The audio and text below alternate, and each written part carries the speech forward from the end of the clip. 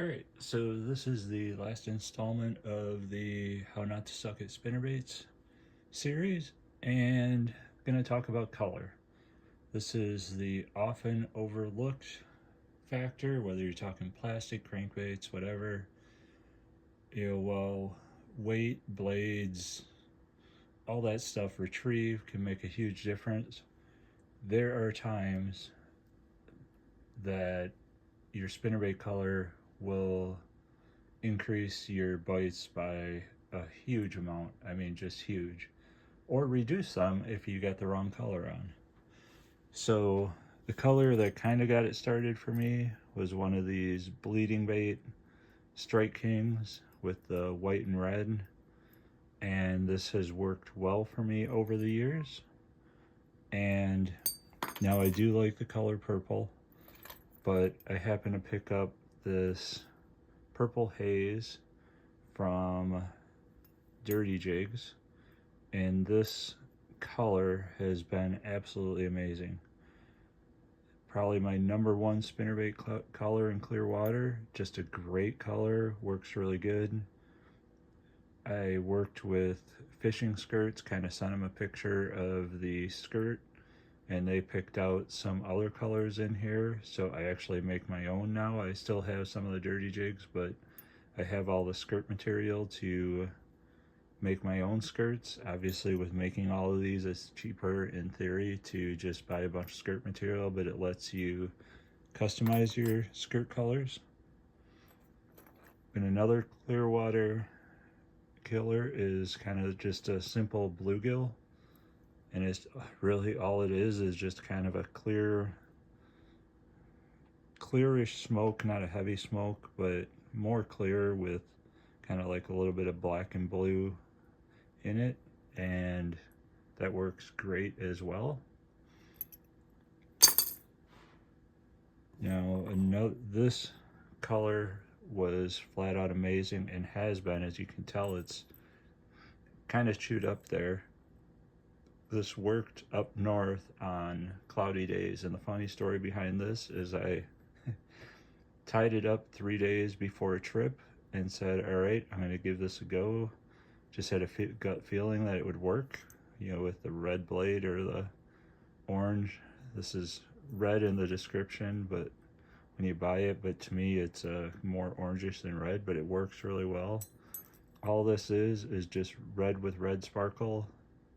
I do a half a red sparkle, half burnt orange, half red sparkle, half burnt orange, and then tie it together, and that just gives me this. And now this didn't work, this wasn't a sunny day bait, but when the clouds went under, this thing really shined.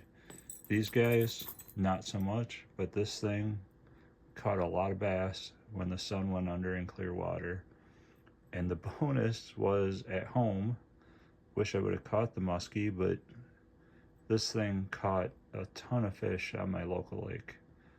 So very good color for dark water or clear water with lots of cloud cover. And the thing in clear water too, it doesn't necessarily need to be cloud cover. If you got a heavy chop, this could also work, because with the heavy chop, it's going to also kind of diffuse the light because the chop won't let the light, kind of break it up. It's not as good as a cloudy day, but I've seen it with plastics where smoke purple or smoke red's just killing it. You get a heavy chop or clouds, then it's water red baits, and then the smoke colors just don't work. This is another version of bluegill that I've done okay with, the white with the kind of the blue black silver sparkle. And this is round silicone, this isn't the flat silicone. I think I had bought these skirts somewhere along the line, and this color actually works pretty good. And then on my local dingy water lake, but also this can be a clear water color too. I think a lot of times people underestimate, especially where there's a lot of perch, or even like bluegill or pumpkin seeds. this fire tiger can be a dynamite color because it mimics a perch, mimics a pumpkin seed. It's kind of a one size fits all color, and this color will work not only in clear water, dirty water. It's also kind of just an everywhere color because it mimics so many prey fish, not just up north, a little bit more here up north because we got the perch, because it does a great job with perch, but also down south with the pumpkin seeds, the different bluegill strains. So yeah, always have a fire tiger bait to throw and give it a go. Now here are some of my other ones that I've, every once in a while I'll try kind of a watermelon bait. Really hit or miss with these. Not, yeah, it might be more of a jig color, but I do try them on spinner baits now and then. Every once in a while a bait like this will work, but I've kind of struggled with these. I know a lot of people do well. Yeah, I keep trying it to try and crack the code for when it's good, but right now I really haven't cracked that code yet. And then just here is a watermelon Mardi Gras. And I said I'll give this another shot this year. Problem is I got so many spinner baits. This building spinner baits hobby has not really been all that cheap. And I also have way too many spinner baits. But it's just part of the game. It's kind of fun. And then this is one I wanted to try next year. This is just a little 1/8 ounce bait, but I went with the burnt orange and white and give that a go, see how that works. Maybe a little bit of a perch color without the green in it, so we'll see how that works.